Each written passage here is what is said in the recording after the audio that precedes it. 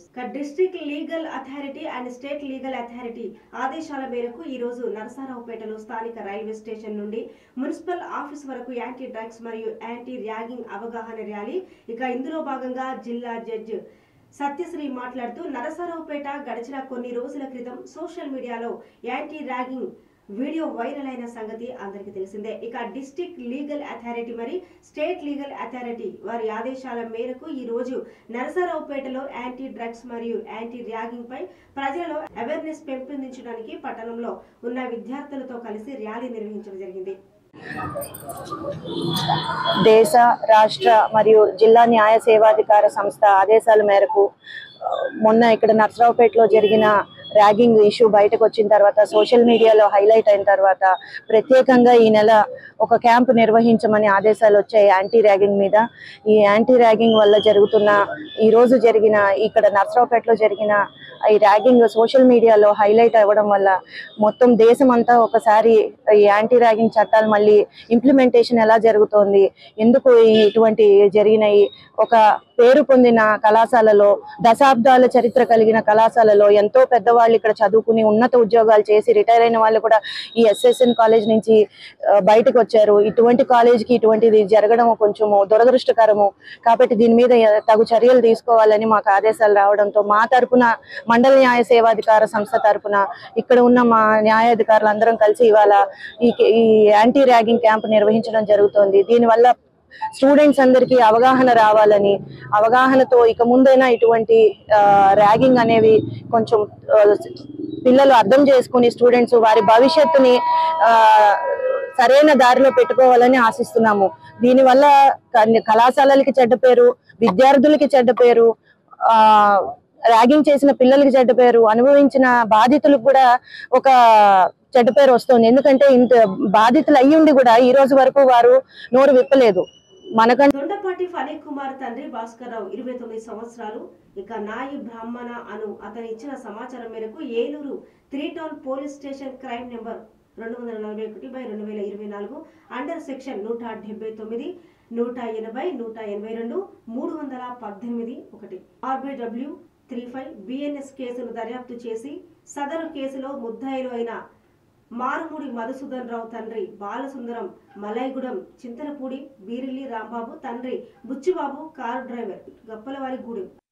నిన్న మన TCS police 3 town police station inspector గారు, CCS ఇన్స్పెక్టర్ ఒక మంచి గుడ్ వర్క్ చేసి ఈ బారిష్ మనీ అని చెప్పి ఈ దొంగ నోట్లు ని చలామణికి తీసుకొచ్చి ఆ దొంగ నోట్లు ఇస్తాము, 10 లక్షలు దొంగ నోట్లు ఇస్తే మీకు ఎక్కువ మనీ, ఇంకా ఎక్కువ ఒక 40 లక్షలు 40 లక్షల దాకా ఎక్కువ ఇంకా అధిక డబ్బు మీకు ఇస్తామని ఒక ఆశ పెట్టి ప్రజల్ని మోసం చేసే ఒక ముఠాన్ని పట్టుకోవడం జరిగింది. దాని సందర్భంగా ఒక 2 వ్యక్తుల్ని మెయిన్ సూత్రధారులు ముఖ్యంగా పాల్పంచుకున్న వాళ్ళ ఇద్దరిని కూడా అరెస్ట్ చేయడం జరిగింది. ఆ కేసులో ఇంకొక వ్యక్తి కూడా ఉన్నారు.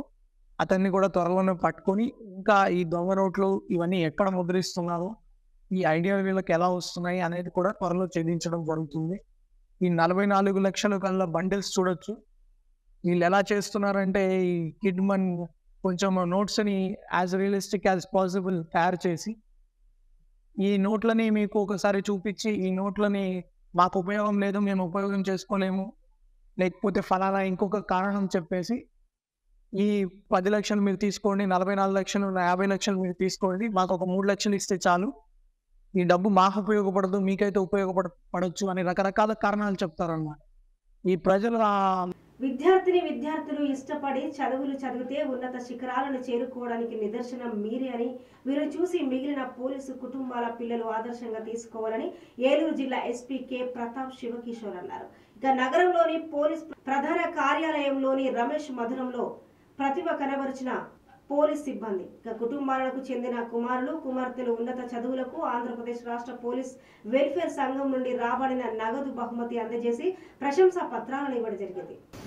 32 మంది పిల్లలకి మెరిటోరియస్ మెరిట్ అవార్డ్స్ స్కాలర్షిప్ రావడం మన జిల్లాలో చాలా సంతోషదాయకం.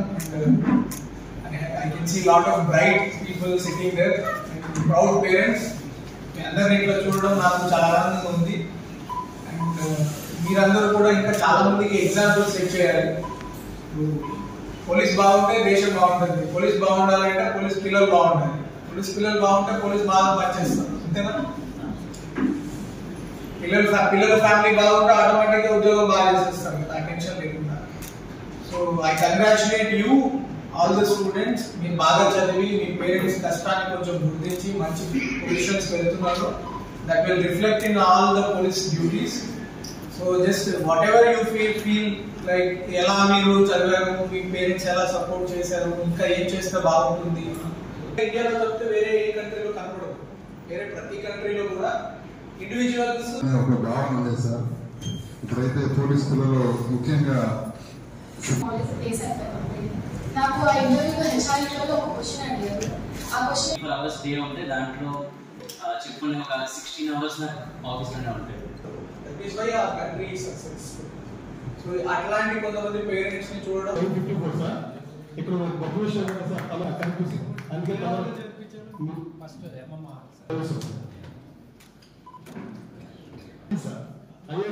రాజమహేంద్రవరం ఆగస్టు 3 శ్రీ చిన్న జిఆర్ స్వామి వారి మంగళ శాసనములతో శ్రీ అమ్మఒడి సేవ తరంగిణి ఆధ్వర్యంలో శ్రీ అమ్మఒడి సేవ తరంగిణి స్థాపించి 12 వసంతాలు పూర్తయిన సందర్భంగా శ్రీవారి పుష్కర మహోత్సవాలలో భాగంగా తూర్పు గోదావరి జిల్లా ముఖ్యంగా రాజమహేంద్రవరం అర్బన్ రూరల్ ప్రాంతాలకే ఒక సంవత్సర కాలం పాటు 108 ప్రాంతాలలో 108 ఆలయాల వద్ద 108 ఉచిత శ్రీనివాస కళ్యాణ మహోత్సవాలు చేయాలని సంకల్పించింది. ఈ ఇద్దరు అన్నదమ్ములు కూడా నా దగ్గరకు వచ్చి అమ్మఒడి సేవా తరంగిణి ద్వారా 12 సంవత్సరాలుగా చేసిన కార్యక్రమాల కోసం వివరించి చెప్పినప్పుడు నేను చాలా ఆనందపడ్డాను, పొలికించిపోయాను. ఎందుకంటే వారు ఇరువురు కూడా 2 కాలేజెస్కి ప్రొఫెసర్స్గా పనిచేస్తూ ఎంతోమంది విద్యార్థులకి విద్య నేర్పిస్తూ సొంత పక్కన ఏదైతే విద్యార్థులకి తీర్చిదిద్దుతూ సమాజానికి సేవ చేస్తున్నారు.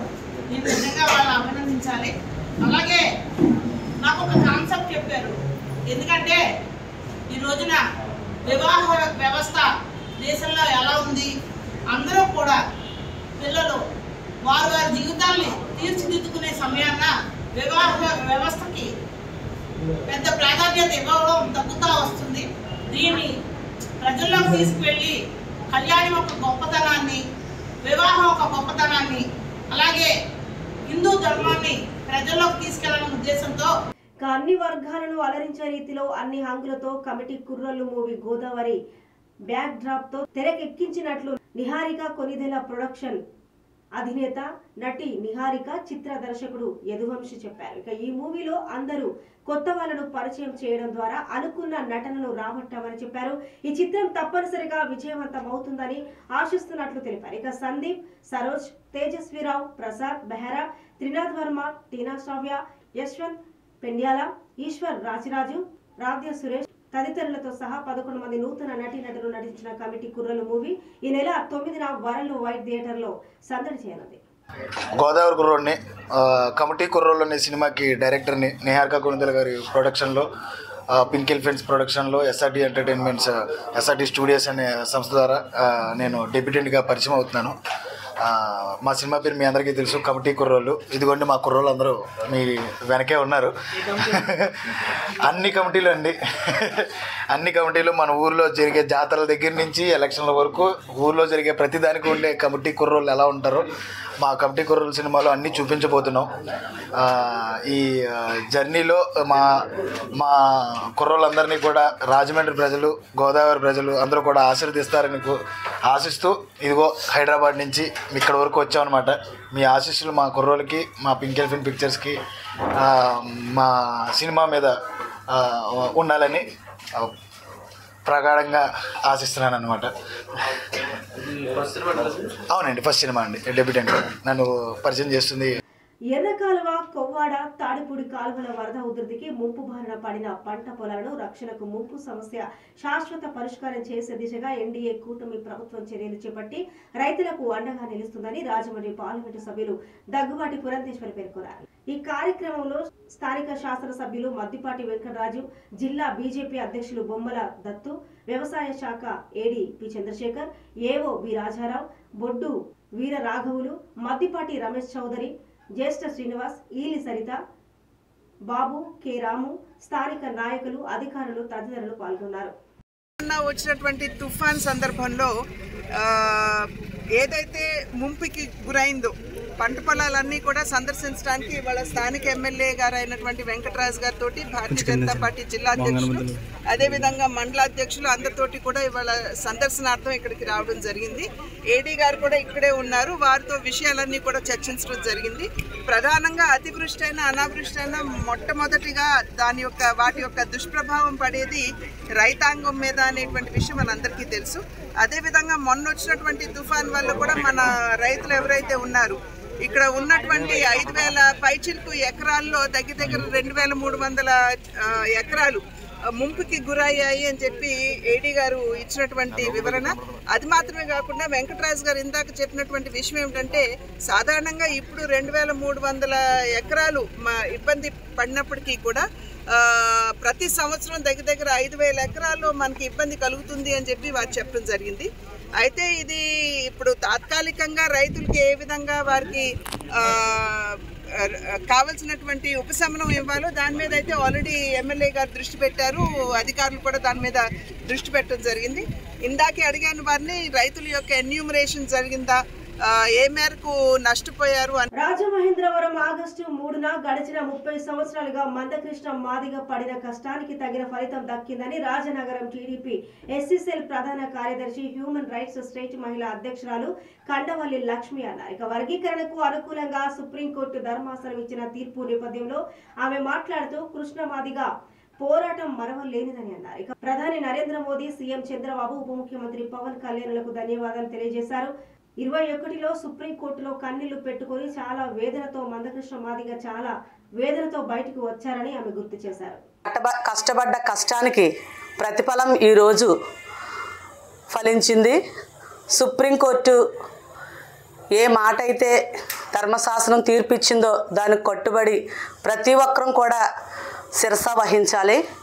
అలాగే ఈ ఏబీసీ వర్గీకరణకు సపోర్ట్గా నిలిచిన టీడీపీ, జనసేన, బీజేపీ ఉమ్మడి కూటమికి కూడా ప్రత్యేకమైన ధన్యవాదాలు తెలియజేస్తున్నాను.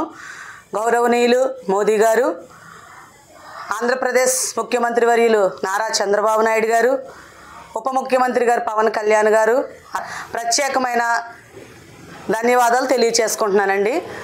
ఈరోజు ఏబీసీ వర్గీకరణ నిజంగా కృష్ణ మాదిగ అన్న గారి కృషి ఫలితం. 2021లో సుప్రీంకోర్టులో కన్నీరు పెట్టుకొని బయటకు వచ్చారండి అన్న. చాలా వేదనతో బయటకు వచ్చారు. 2024లో ఆనంద బాష్పాలతో, సంతోషంతో ప్రజల ముందుకు వచ్చి ఈరోజు ఏబీసీ వర్గీకరణ సుప్రీంకోర్టు ఇచ్చిన తీర్పుకి ఎంతో ఆనందం వ్యక్తం పరిచారండి ఆయన. మేము కూడా ఆనందం వ్యక్తం చేస్తున్నాం.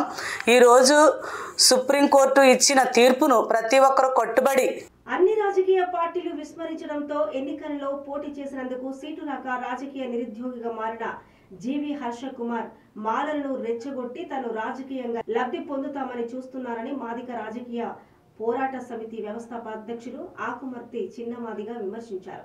శనివారం రాజమండ్రి ప్రెస్ క్లబ్ లో ఏర్పాటు చేసిన విలేకరుల సమావేశంలో ఆయన మాట్లాడుతూ గత 30 సంవత్సరాలుగా ఎస్సీ వర్గీకరణకు పోరాటం సాగిస్తున్న ఎంఆర్పీఎస్ పోరాటం పంజాబ్ సుప్రీంకోర్టులో కేసు వేసిన ఫలితంగా ఎస్సీ వర్గీకరణపై సుప్రీంకోర్టు అనుకూలమైన తీర్పు ఇచ్చిందని అన్నారు. ఇక వర్గీకరణకు సహకరించిన ప్రధాని మోదీ, రాష్ట్ర ముఖ్యమంత్రి చంద్రబాబు నాయుడు, ఉప ముఖ్యమంత్రి పవన్ కళ్యాణ్ కు అలాగే నారా లోకేష్ లకు కృతజ్ఞతలు తెలిపారు.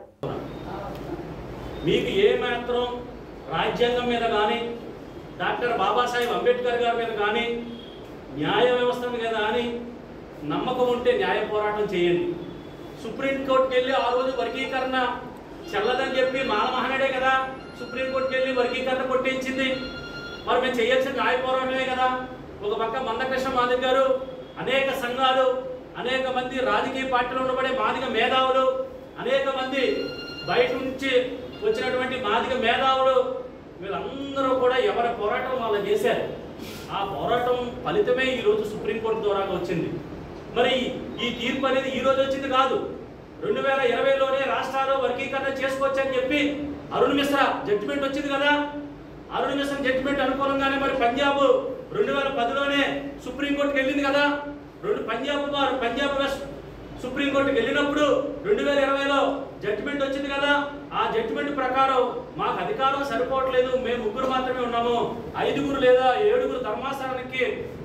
కైకలూరు నియోజకవర్గం మండవల్లి మండలం కానుకొల్లు జిల్లా పరిషత్తు ఉన్నత పాఠశాల నందు అమరావతి బ్రాండ్ అంబాసిడర్ మరియు వైద్య విద్యార్థిని వైష్ణవి చేపట్టిన గంజాయి రహిత గ్రామాలు కావాలని అవగాహన కార్యక్రమం నిర్వహించారు.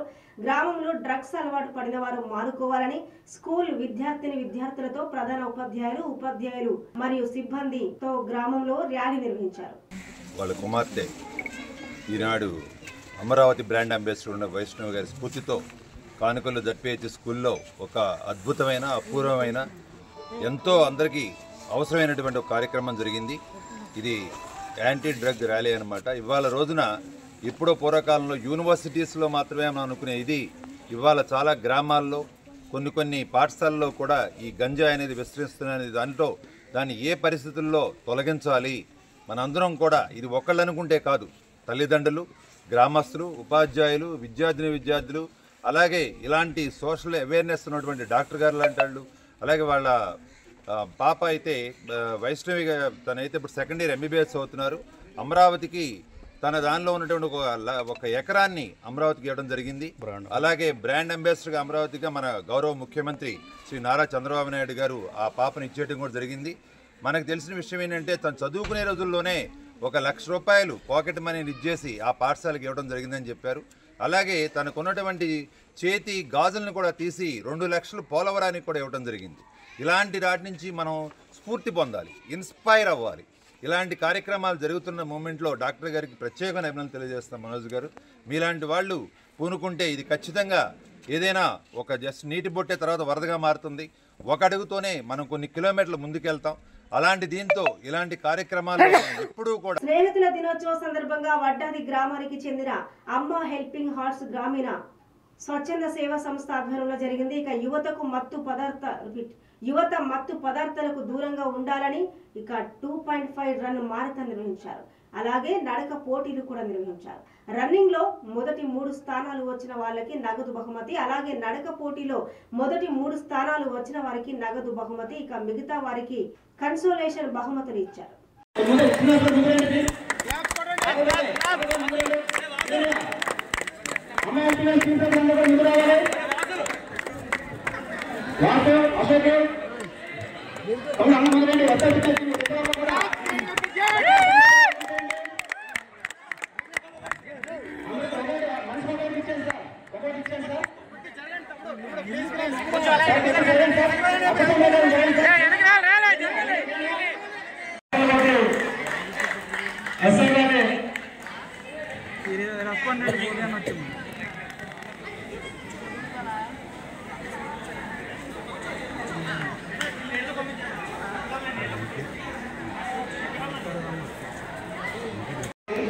కాబట్టి మీకు తెలుసో లేదో, మనం ఎంత చదివినా ఎంత డబ్బులున్నా ఏదైనా సరే డ్రగ్స్కి అలవాటు అయిపోయినారు. వాళ్ళ ఆస్తులన్నీ కూడా 0 అయిపోయిన రోజులు కూడా ఉన్నాయి. మన ఊళ్ళో కూడా జరిగింది, మన ఏరియాలో కూడా జరిగింది. వడ్డల్లో కూడా ఓన్లీ డ్రగ్స్కి అలవాటు అయింది. ఎకరాల పొలాలు కూడా అమ్ముకొని ఈరోజు ఏది లేకుండా ఉన్నారు. అలాగే పెద్ద యాక్టర్స్ కూడా మహానికి తాలూకు కూడా చేస్తూ ఉంటారు. ఆమె కూడా చాలా సినిమాలు తీసి చాలా డబ్బులు సంపాదించి లాస్ట్ రోజుల్లో మధ్యాహ్నం బాగా అయిపోయి లాస్ట్ ఏమీ లేకుండా అయిపోయింది.